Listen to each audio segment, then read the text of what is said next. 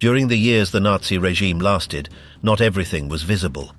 Beyond the battles and imposed laws, there were plans executed far from any witnesses, in places where not even the soldiers themselves knew what was happening. Some locations were designed to disappear after being used. Others were hidden so well that decades passed without anyone knowing they existed. Official archives did not show everything. Part of what occurred was never written down. Over time, remains, reports, buried structures, locked rooms, lists with names, numbered pieces and tunnels that led nowhere began to emerge. Each discovery told something that had not been said. It is not about exaggerating what was, but understanding how certain things remained outside of the known story.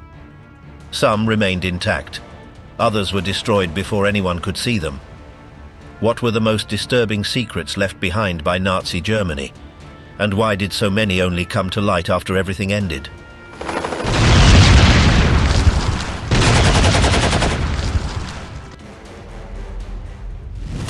The Labyrinth of the Wolf's Lair.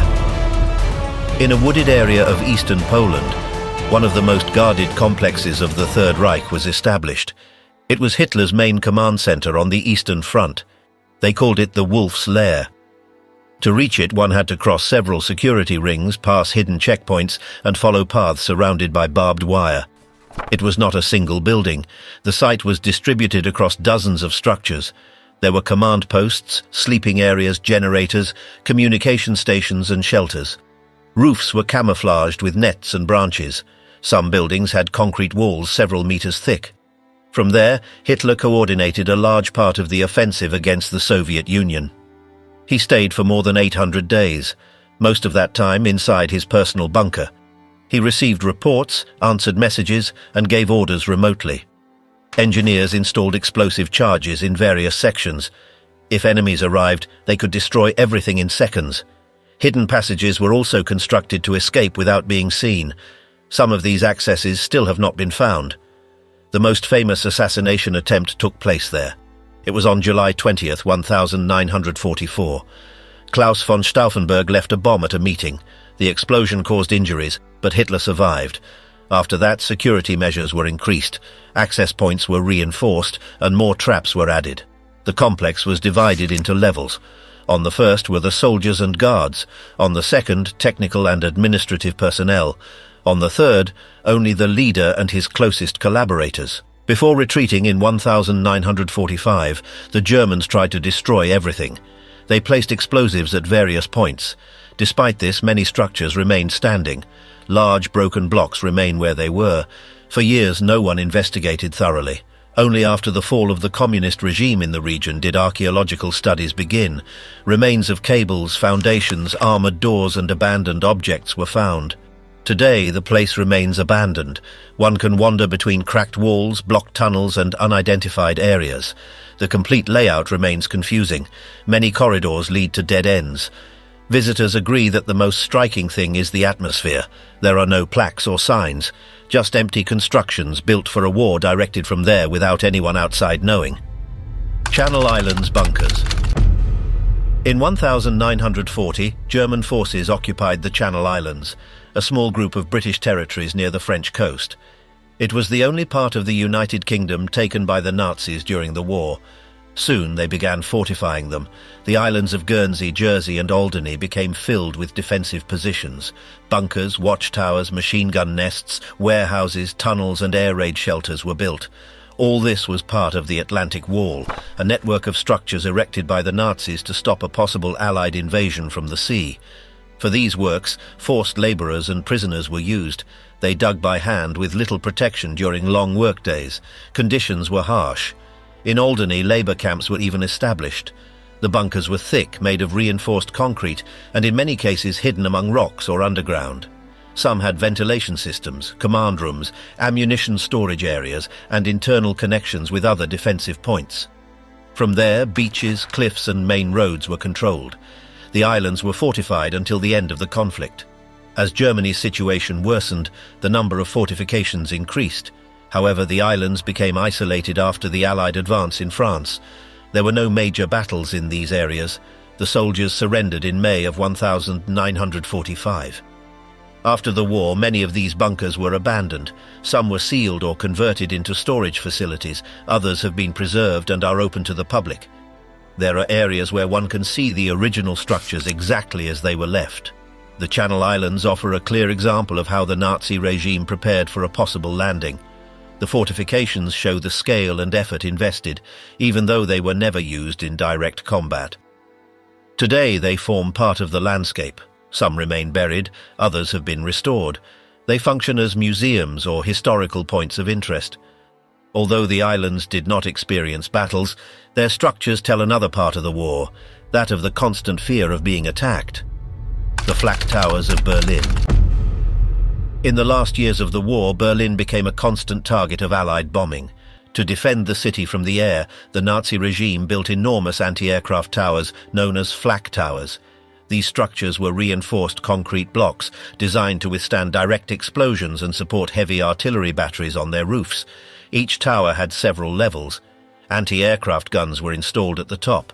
On the intermediate floors were command stations, technical rooms, and radar operators' quarters. The lower floors served as shelters for thousands of civilians during air raids. The best-known towers were located in the neighborhoods of Tiergarten, Friedrichshain, and Humboldthain. Some reached 40 meters in height. From their platforms, the city skies were monitored, guiding fire against enemy bombers. Inside, the organization was strict. There were evacuation routes, water reserves, electrical generators, and areas for the wounded. Interior walls were thick and windowless. Despite the pressure, the crews worked long shifts to keep the system operational. During the worst bombings, thousands of people sought shelter in these towers. Although they were designed for defense, they also became the last refuge for many inhabitants.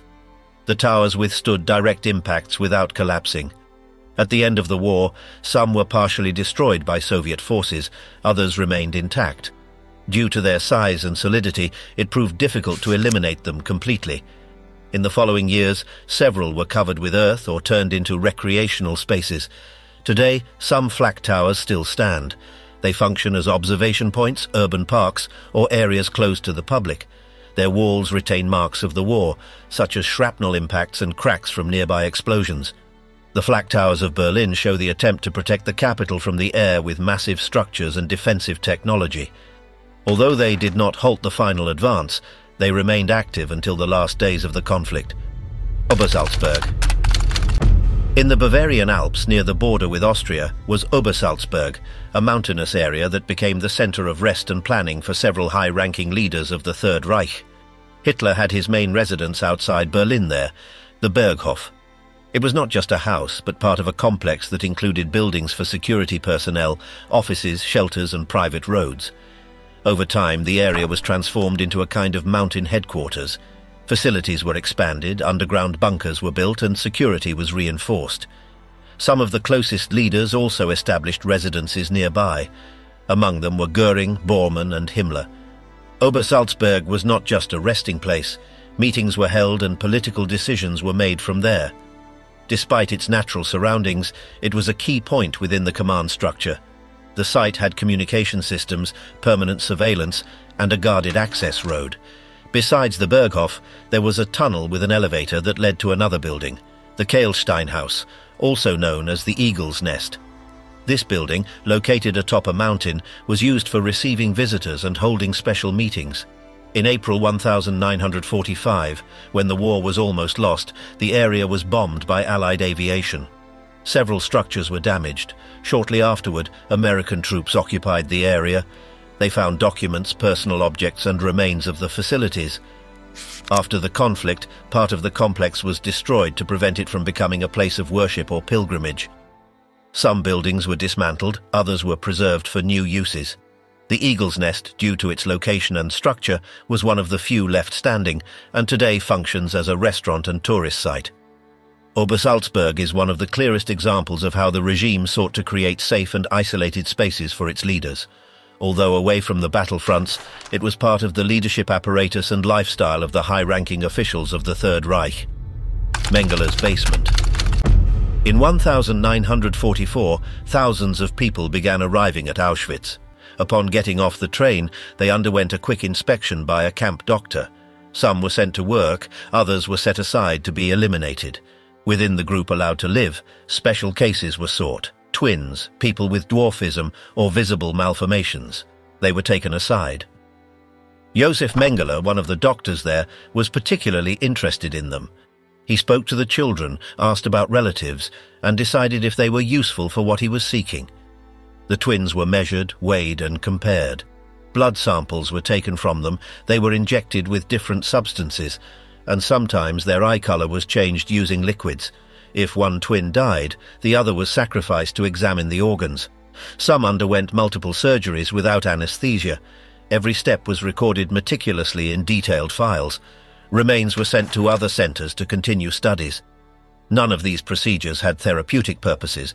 Everything was done for observation or comparison. The assistants were also prisoners. Some had medical knowledge, others merely followed orders. They had to clean, hold the children, or write down what happened. They lived under constant threat. If they disobeyed, they were quickly replaced. Compared to other areas of the camp, the children used for experiments ate better and slept under a roof. But this only lasted as long as they were useful. Most ended up dead. When the camp was liberated, documents, drawings, jars containing human parts, and photographs of the sessions were found. A notebook contained names, dates, and annotations. The pages showed repeated tests, with names that appeared in several reports. More than 1,000 children passed through Mengele's hands. Very few survived. Some didn't understand anything. They thought they were being treated to heal them. Mengele escaped after the conflict ended. He took refuge in South America and never faced trial. Years later, remains were identified in Brazil, but there was never a conviction. His name became associated with the experiments because of everything found in that place. Before the Russian soldiers arrived, the Nazis tried to destroy the evidence. Despite this, enough documents, scalpels, and jars remained to understand what had happened there. The Hidden Reactor. In the middle of 1944, a group of German scientists was working on a secret experiment in the small town of Dlock in southern Germany. They used the basement of an old brewery to set up a laboratory. There, with limited resources and under pressure, they attempted to activate a nuclear reactor. The project was part of the Third Reich's atomic program. The goal was to produce a chain reaction that could be used for military purposes. They never succeeded. Conditions were precarious and access to critical materials was limited. Even so, they proceeded with tests using uranium, heavy water, and graphite reflectors. The lead scientist was Werner Heisenberg, known for his contributions to quantum physics. The team placed uranium cubes suspended inside a container. They tried to control the released energy, but never achieved stable levels. The structure was rudimentary and dangerous. The Allies were aware of the possibility of a nuclear project and sent a specialized group called ALSOS. In April of 1945, they arrived in Dlock and took control of the laboratory. What they found confirmed their suspicions. In the basement, they discovered the unfinished reactor. There were metal cylinders, wires, wooden structures, uranium cubes, tanks of heavy water, and technical notes. Nothing was operational. It was an incomplete setup, but it proved that the attempts were real. The material was removed by the Allies. It was used to assess how close the Nazi regime had come to developing a nuclear weapon. The scientists were interrogated, and part of the team was taken to other countries to continue their careers under surveillance. Today, the site functions as a museum. One can see a reconstruction of the reactor and some of the original elements. The building remains as it was. The walls, low ceilings, and instruments are on display. The Dlock experiment was never completed. There was no immediate risk of detonation. But the discovery showed that German atomic research was not just an idea. There were tests, trials, and real equipment. The hidden reactor of Dlock was a key piece in understanding the technical limits of the Third Reich. Although they failed to develop a bomb, they left clear evidence that they had tried with the means they had available. The Alpine Fortress that never existed. In the final months of 1944, reports began to circulate among Allied intelligence services. They claimed that the Nazis were preparing a last line of defense in the Alps, with tunnels, shelters, weapons depots, and hidden bunkers. It was called the Alpine Redoubt or Alpenfestung. It was supposed to be the regime's final stronghold if Berlin fell. The idea was that the high command of the Third Reich, along with its most loyal troops, would retreat to the mountains of southern Germany and Austria. From there, they would resist for months.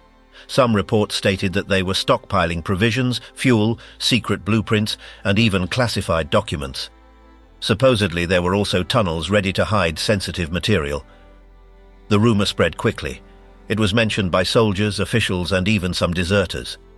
In Allied headquarters, it began to be considered a real possibility. Maps showed mountainous areas that were difficult to access, with few roads, where a small group could hold out for much longer. Military plans were adjusted, and troops were assigned to move in that direction if necessary. Intelligence services intercepted messages that seemed to confirm movements toward that area. There were also reports of accelerated construction, of trains heading south, and trucks carrying sealed crates. Added to this were statements from some prisoners who claimed to have worked in hidden facilities in the Alpine valleys.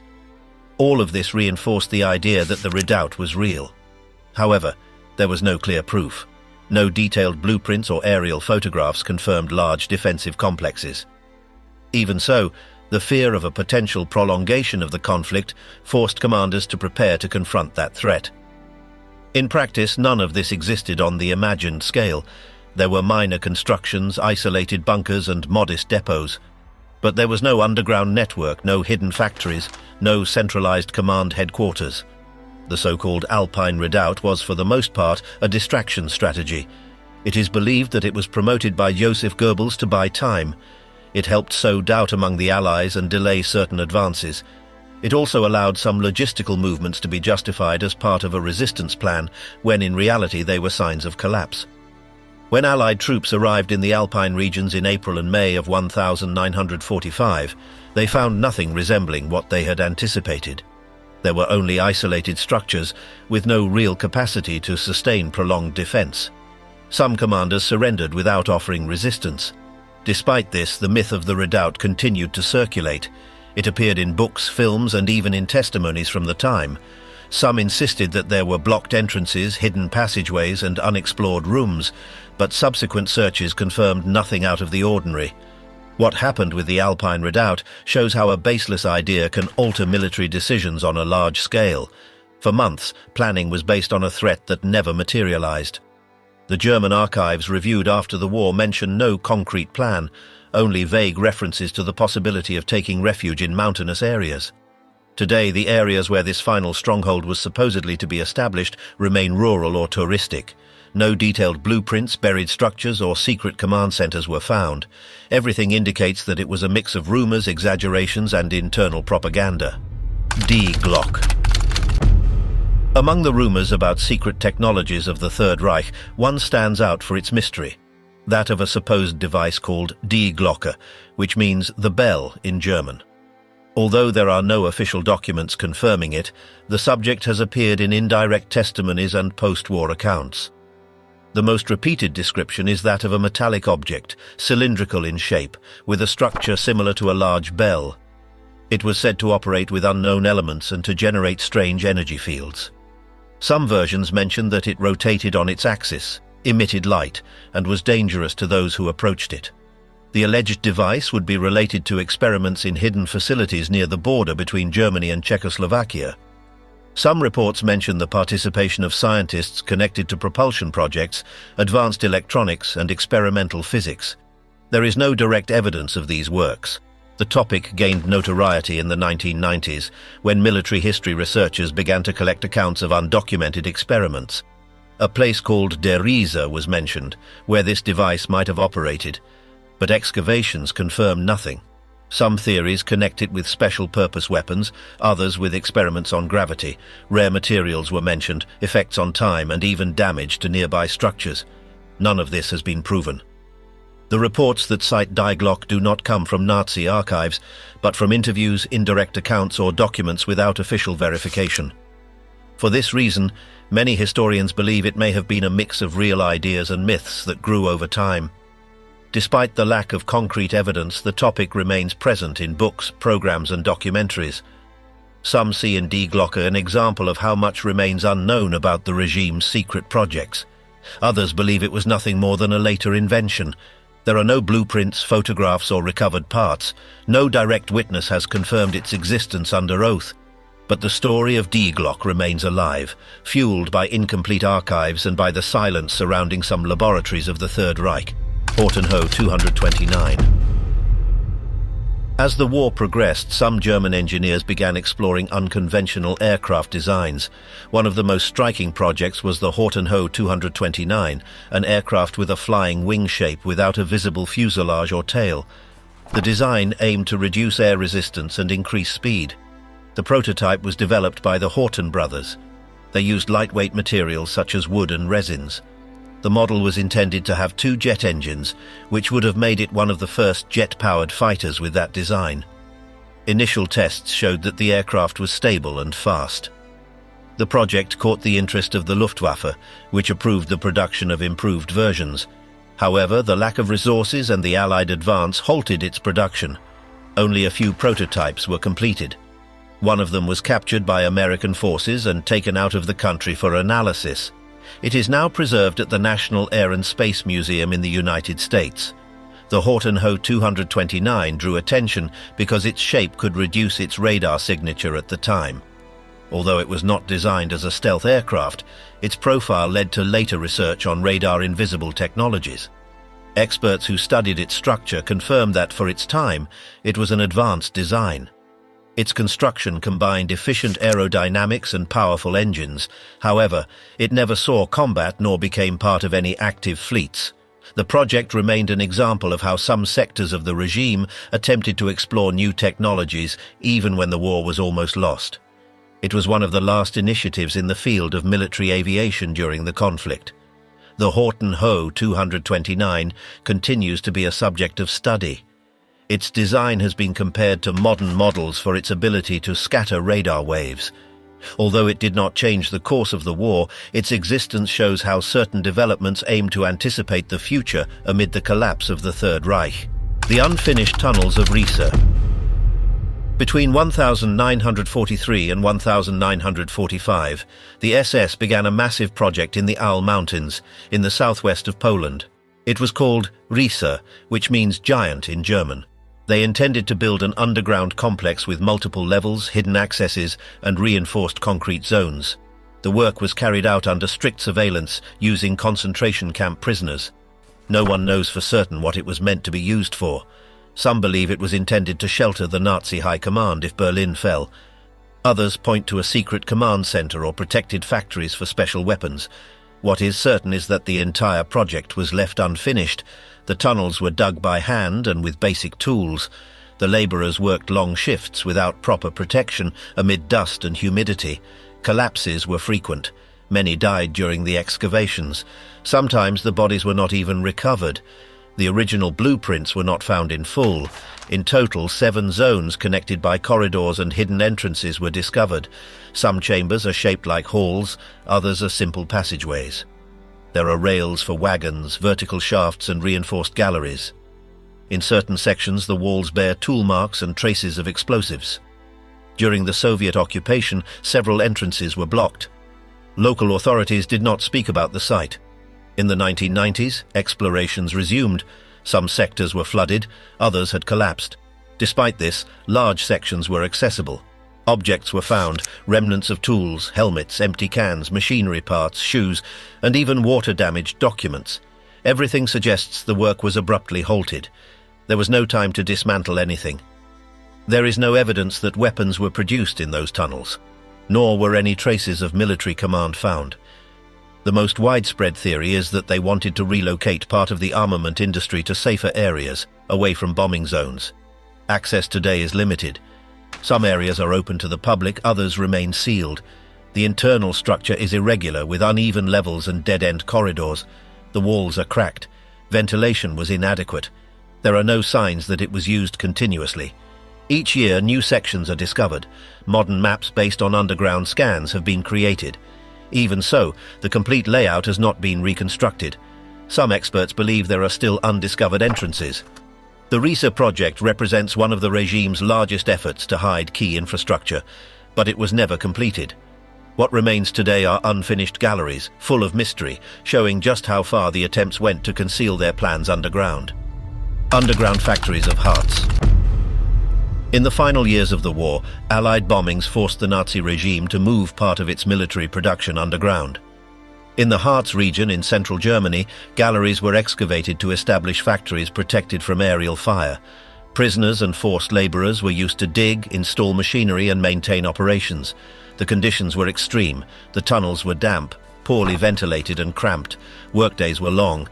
The lack of natural light affected the workers' health. There were accidents, collapses and constant illnesses. Many died before finishing their shifts.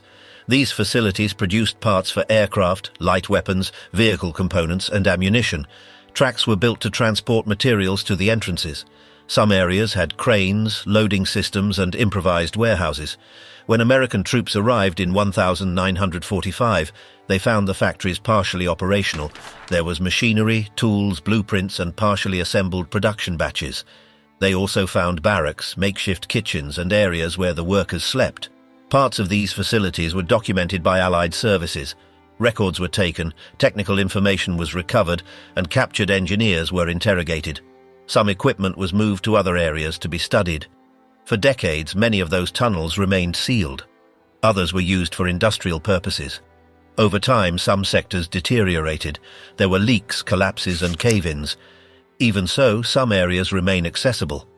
The network of underground factories in Harts shows just how far the regime went to maintain production at all costs. These were not experimental installations. They produced real materials for immediate use. In some sections, remains of uniforms, documents, personal tools, and weapon parts have been found. The walls bear marks of constant use.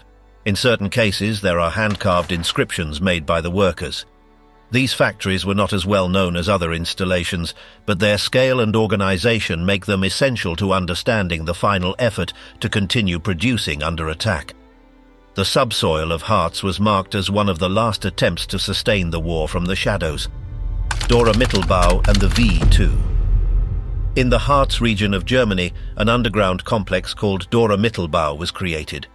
It was a network of tunnels carved into a mountain where V2 rockets, the most advanced weapons of the Third Reich at the time, were manufactured. The site functioned simultaneously as a factory, warehouse and concentration camp.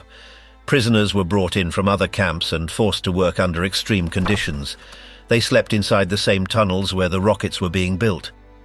There was dust, constant noise, poor ventilation, and workdays that lasted for hours without rest. Many died from exhaustion, accidents, or illness. The V2s were unmanned ballistic missiles. They could reach cities hundreds of kilometers away. They were used primarily against London and other European cities. Their development was led by engineers working alongside military teams. While tests were conducted above ground, assembly took place below under threat. Production began in 1943. Despite the chaos of the war's final months, the factory remained active. When American forces entered the area in 1945, they found occupied tunnels, operational machinery, and thousands of technical documents. The site was recorded in detail.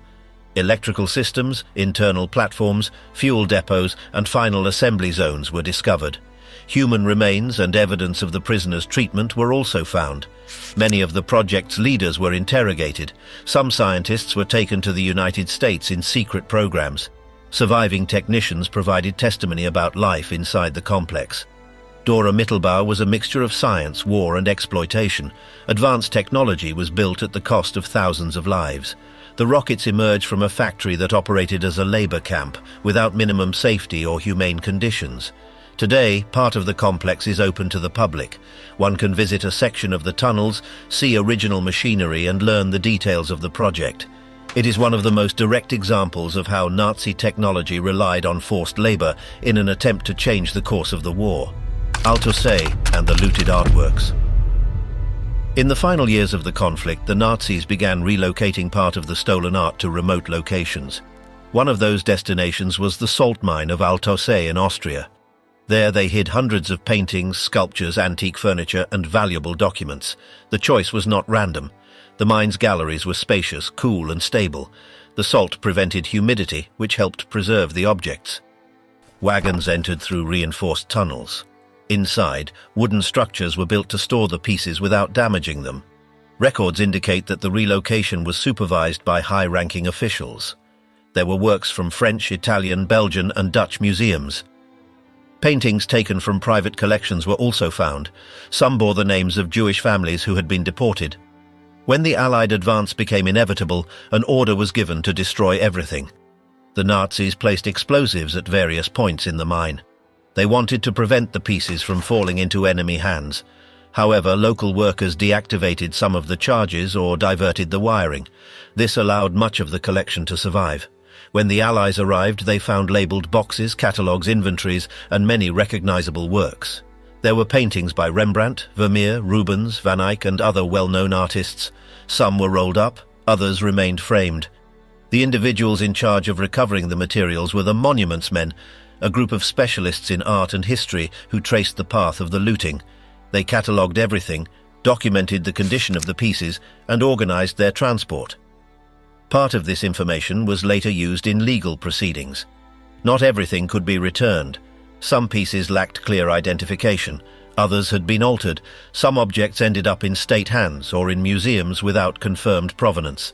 The Altoy mine became one of the largest hiding places for Nazi-looted art. Reports show that the works remained underground for months, protected by technicians and workers who understood their value. Today, part of that art is once again on display. Another part remains under investigation. Altoy went from being a site of extraction to an accidental refuge for thousands of cultural objects. The discovery was key to reconstructing what had been stolen. Years later, archives are still being reviewed to trace the origin and final destination of each artwork that passed through that place. The Treasure of Murkers. In April of 1945, American soldiers arrived in a village called Murkers in central Germany. After interrogating local workers, they received information about a nearby salt mine. They were told that the Nazis had transported boxes and bundles into its galleries in the final months of the war. The soldiers entered the mine. They descended by elevators into deep zones. What they found exceeded all expectations. There were gold bars, sacks of foreign currency, tons of banknotes, valuable objects, and hundreds of sacks filled with jewelry and personal belongings. Among the items they discovered were rings, watches, gold teeth, medals, necklaces, and documents. Many of those articles came from concentration camps. There were also stolen paintings, sculptures, and furniture with inscriptions from European museums. The gold bars were stamped with central bank seals. Some came from occupied countries. Others had been melted down and reclassified. Everything was stored in chambers carved underground, sealed with armored doors. The discovery was documented by intelligence services. Photos were taken, reports were written, and the contents were transported under military guard. Part of the material served as evidence in post-war trials. Murkers became the largest economic discovery of the conflict. The total value was enormous. The mine had been used as a temporary warehouse for what remained of the Reichsbank. Financial archives, accounting records, and transaction lists were also found there. Some objects were never claimed. Many owners had died, or there were no documents to prove origin. Authorities created a system to return what was possible and to safeguard what remained unclaimed. The discovery showed how the Nazis had attempted to preserve the last remnants of their economic system. The mine was not an improvised hiding place. There was order, labeling, and security mechanisms. Just days before the end of the war, Murkers was a sign of how much had been looted and accumulated in just a few years. What came out of that mine was not only material wealth, but also evidence of a vast network of theft. Today, parts of the original archive are preserved. The rest of the contents were transferred to various countries. Murkers went from being just another mine to a direct testimony of the scale of looting under the Nazi regime. The gold of Lake Topitz. At the end of the war, several areas in Central Europe became surrounded by rumors. One of the most persistent pointed to Lake Topitz in Austria. It was said that a cargo belonging to the Third Reich had been sunk in its deep waters. The most widespread version claimed it contained gold, documents, and evidence of secret operations. The lake is surrounded by mountains and forests. It is about 100 meters deep. The lowest part is cut off from oxygen, which allows everything that sinks there to be better preserved. This further fueled the idea that something important could still remain intact at the bottom. The first expeditions began in the 1950s. A group of divers found metal boxes. Inside were forged documents, British banknotes, and printing equipment. These were remnants of Operation Burnhard, a Nazi plan to flood enemy markets with counterfeit currency. The findings confirmed that the lake had been used to hide materials at the end of the conflict. However, no gold was found. The recovered boxes contained only items related to counterfeiting. In later explorations, other things were found: weapon parts, vehicle components, and uniforms. Everything was covered in sediment. Some reports spoke of sealed containers that could not be recovered due to extreme conditions. During the 1960s, teams from the German Navy also explored the area. They confirmed the presence of sunken structures but gave no further details. Part of the material was transported elsewhere for analysis. There were theories that the lake was also used as a dumping ground for objects from concentration camps or occupied banks. That part was never verified, nor were any gold bars or jewels found. The site remains a target for adventurers. The lake's bottom conditions make access difficult. The water changes density beyond a certain depth, which affects diverse movement and visibility. Over the years, interest in the lake has mixed with unfounded stories. Some claimed there were sunken submarines, others spoke of experimental weapons. None of those claims were proven. Lake Topitz holds real evidence of Operation Burnhard. What remains unknown is whether it also conceals other secrets. Explorations continue, but so far what has surfaced are the remains of a massive counterfeiting scheme, not gold. Operation Burnhard. In 1942, the authorities of the Third Reich launched a plan to damage the British economy from within. It was called Operation Burnhard. The goal was to counterfeit British banknotes with such precision that they could circulate undetected. To achieve this, they selected printers, engravers, and paper specialists, most of them prisoners. They were transferred to the Sachsenhausen camp north of Berlin. There, a workshop was set up with the necessary tools, presses, special inks, and paper similar to the original. The workers operated under constant surveillance. They were required to produce rapid results. Quality tests were carried out regularly. If something failed, the consequences were severe. During the first months, the bills did not pass inspection, but over time they achieved near-perfect copies. Millions of pounds in counterfeit banknotes were produced. Some were used to fund intelligence operations. Others were distributed to weaken the enemy's financial system. The idea was to provoke distrust in British currency and generate problems in trade. The planners of the operation moved the workshop several times. Toward the end of the war, they tried to hide everything. Part of the material was thrown into Lake Topitz, another part was destroyed or hidden. The counterfeit notes surfaced years later in different countries. Some of the prisoners who participated survived. They gave testimony about how the work was organized and the kind of pressure they were under. They also provided details about the techniques used to replicate the security features of the notes. The Allies found documents, presses, samples, and production records. Everything was analyzed and compared with genuine banknotes. The reports showed that the counterfeiters had reached a very high level of precision. Operation Burnhard was one of the most advanced attempts to use counterfeiting as a weapon of war. Although it did not destabilize the British economy as intended, it set a precedent in the use of financial methods within armed conflict. The case was recorded in military archives. Some of the original printing plates are preserved in museums. The counterfeit bills circulate among collectors. What began as an experiment became one of the largest and best organized counterfeiting operations in modern history. The mystery of the Nazi train. In the area of Wolbrzych in southwestern Poland, a story began to circulate shortly after the end of the war. It was said that a train loaded with gold, jewels, documents, and weapons had been hidden by the Nazis when defeat became inevitable. The most well-known version claimed that the train departed from Breslau and never reached its destination. For years, nothing was found. But in 2015, two men claimed to have located the train using ground scanners. They said there was a buried metal structure near some old tracks inside a blocked tunnel. That reignited interest.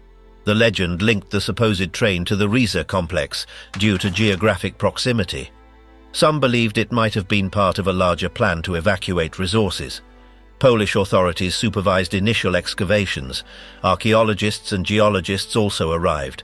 No train cars were found. The results were inconclusive. However, the possibility of its existence boosted tourism in the area. Exploration routes and guided tours along the abandoned tracks were organized. In old archives, vague references appeared to armoured transports that departed southward during the last days of the German occupation, but they did not indicate what they carried or whether they arrived. Some theories claimed the train contained stolen artworks, others spoke of cash and gold bars, none were proven. Local investigators found collapsed tunnels, remnants of platforms, and parts of old structures. Some locations were sealed with concrete, others appeared to have been emptied. The terrain's conditions complicated the excavations. The topic sparked controversy. There were accusations of fraud, political interests, and media sensationalism. The two men who said they had found the train never presented direct evidence. Even so, their claim was officially recorded and inspired new searches. To this day, there is no concrete proof that the train exists. Despite that, the story continues to circulate. Some experts believe it was a rumor created to mislead. Others think that if it did exist, it was already dismantled or relocated without a trace. What is certain is that the region contains old railway structures, unmapped areas, and stretches of track that disappear into the underbrush. Even without clear results, someone returns to search every so often. The lost Nazi train has become a kind of modern myth, sustained by incomplete maps and blurry records. The Amber Room. During the German invasion of the Soviet Union, Nazi troops entered the Catherine Palace near Leningrad. There they found the Amber Room, a chamber decorated with carved panels, amber inlays, and gilded mouldings. It was an 18th century gift that had become a cultural symbol. In 1941, the Germans dismantled the room piece by piece. Everything was packed into crates and sent to Königsberg, where it was installed in the local castle museum. It is known that it was on display for a time, but then it disappeared without a trace. After the war, Soviet authorities searched for it in vain. Some reports suggested it might have been destroyed during bombings. Others claimed it was removed before the Allies arrived. To this day, there is no definitive evidence of what happened. Over the years, expeditions have been launched in search of the original panels. Mines, bunkers, sunken ships, and old shelters have been explored. None of these attempts yielded conclusive results. The mystery grew with theories involving curses, accidents, and deaths related to those who investigated the case. These stories circulated in the media, but lack documentary support. In the year 2003, Russia unveiled an exact reconstruction of the room. The work took several decades and used old photographs as references. The new version is installed in the same palace where the original once stood. To this day, the original Amber Room remains missing. Loose pieces exist in private collections, but the full set has not been found. Some investigations remain active, with new technologies being applied to the search. The disappearance of the Amber Room is one of the most well-known cases of lost heritage from the war. Facts, rumors, and documentary gaps intertwine. The number of theories continues to grow, but none have resolved the case. Meanwhile, the reconstructed version receives visitors every year. It serves as a reminder of what was stolen and what has yet to be recovered. Submarine U864. In February of 1945, the German submarine U864 departed from port on a special assignment. Its mission was to transport military materials to Japan. Among the cargo were aircraft components, blueprints, and hundreds of flasks containing mercury, a valuable metal for certain industrial processes. The submarine was designed for long voyages. It sailed through the North Sea and headed toward the coast of Norway. The plan was to navigate through controlled waters, avoid enemy patrols, and deliver the cargo undetected. But the voyage was interrupted.